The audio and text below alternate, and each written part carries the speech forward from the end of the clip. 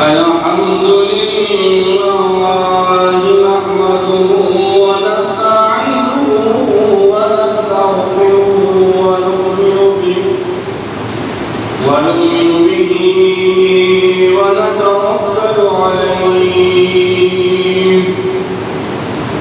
ونعوذ بالله من شرور أنفسنا ومن سيئات أعمالنا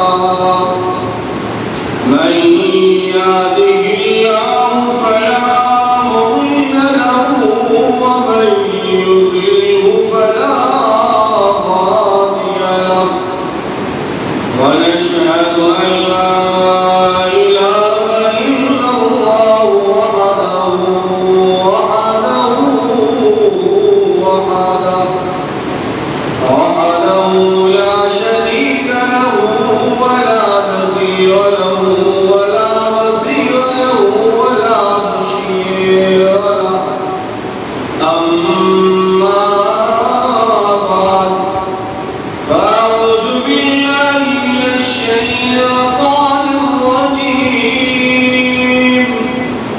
بسم الله الرحمن الرحيم ما كان محمد أبا أحد من رجالكم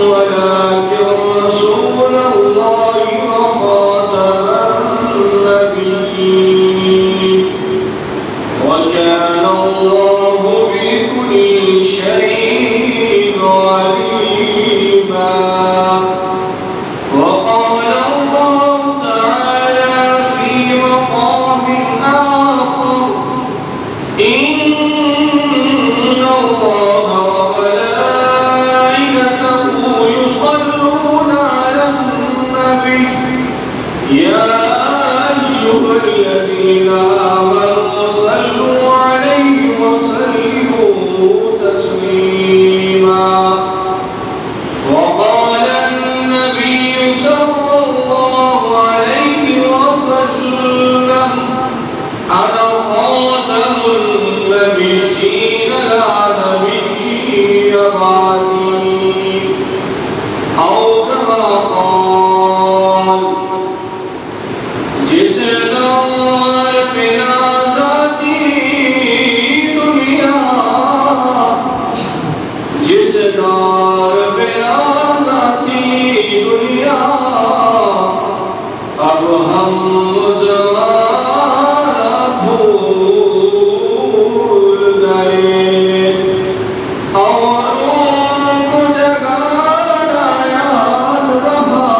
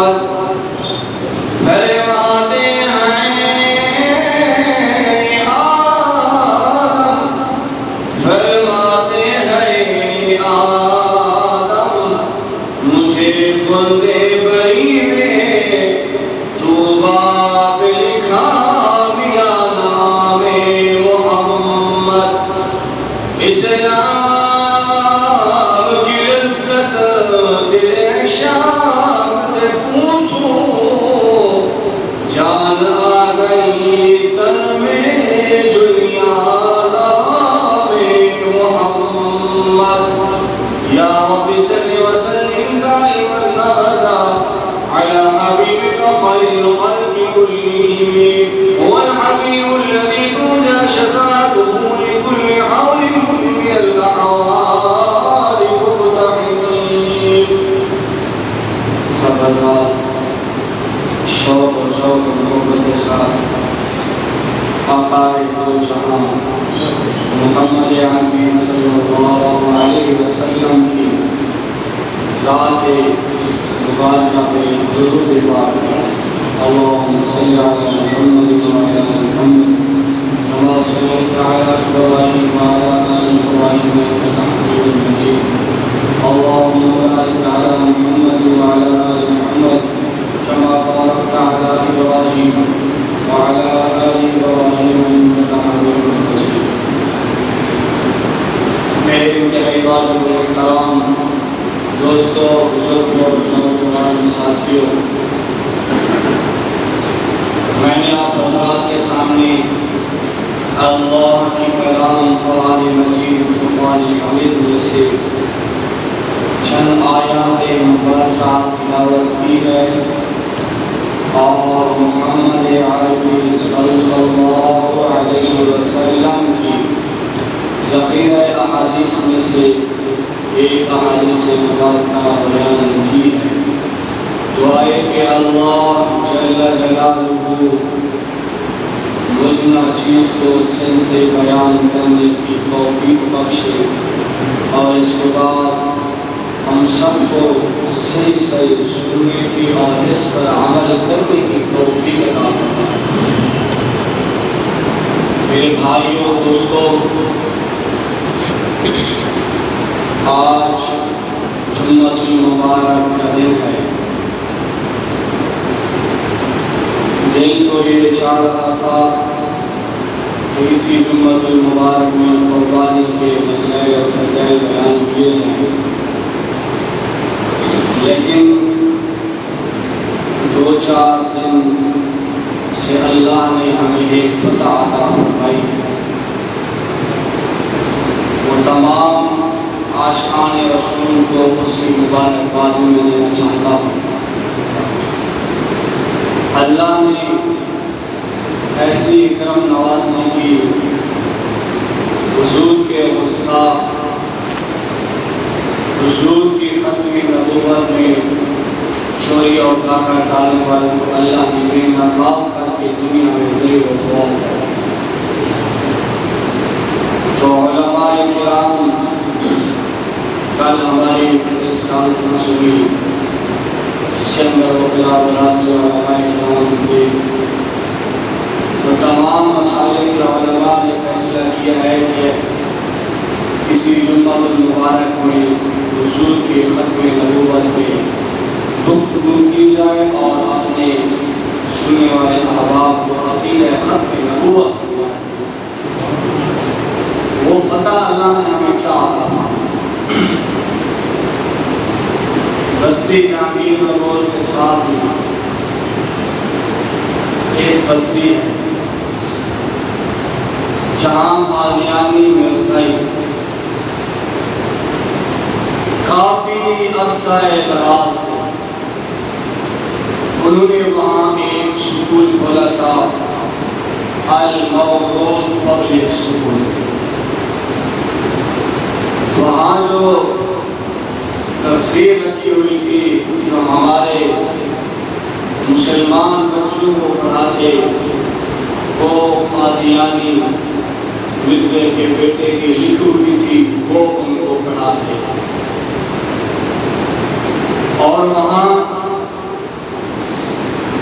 70 کے قریب مسلمانوں کے بچے ان قادیانیوں کے اس درسگاہ کے اندر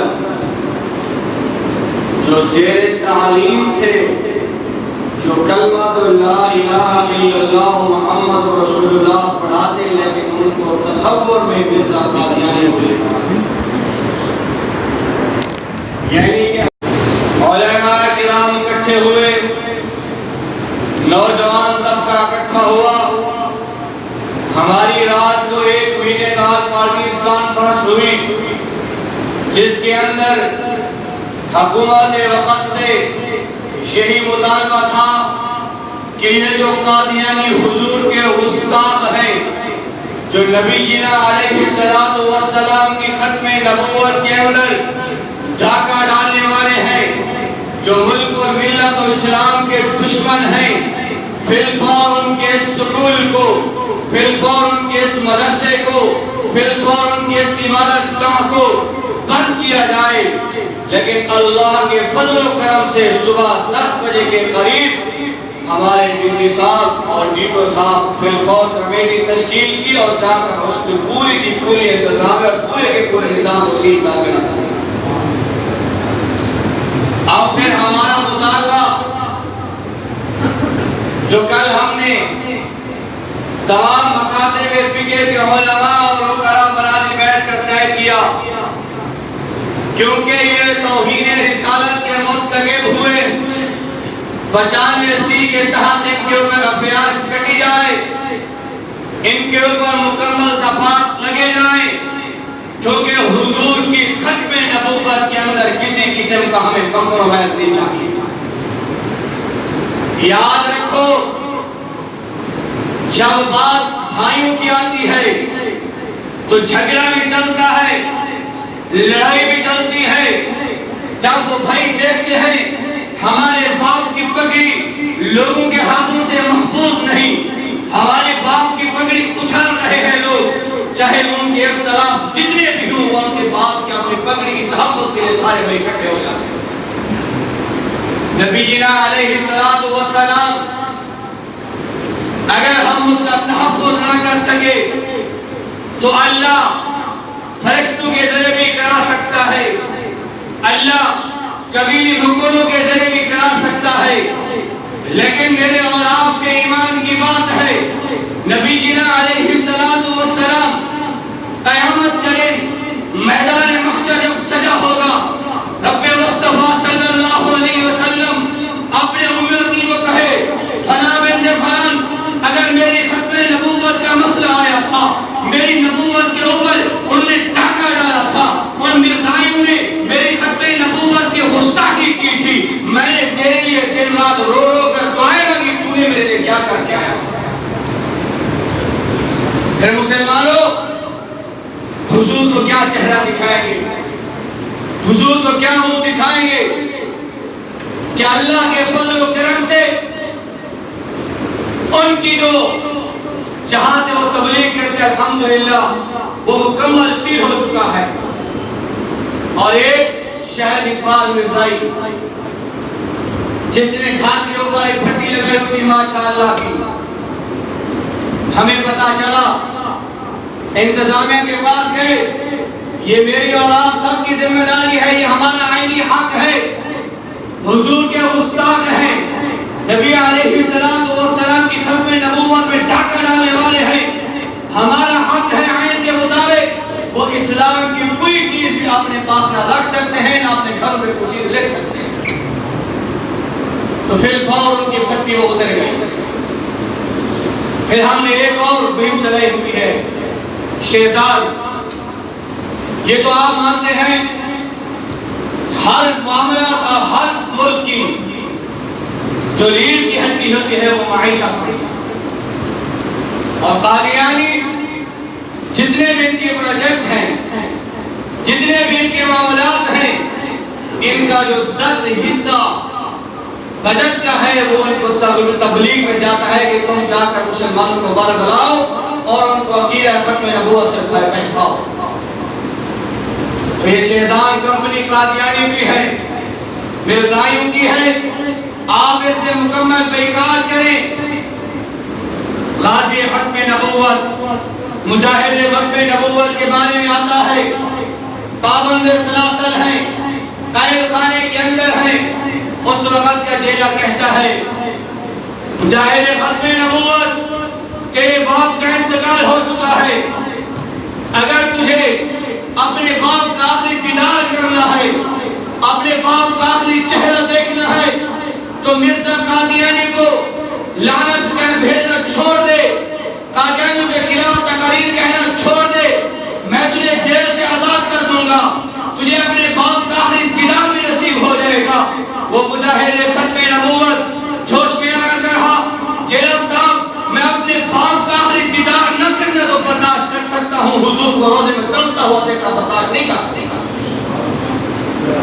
عقیدہ ختم نبوت یہ میرا اور آپ کا ایمان ہے۔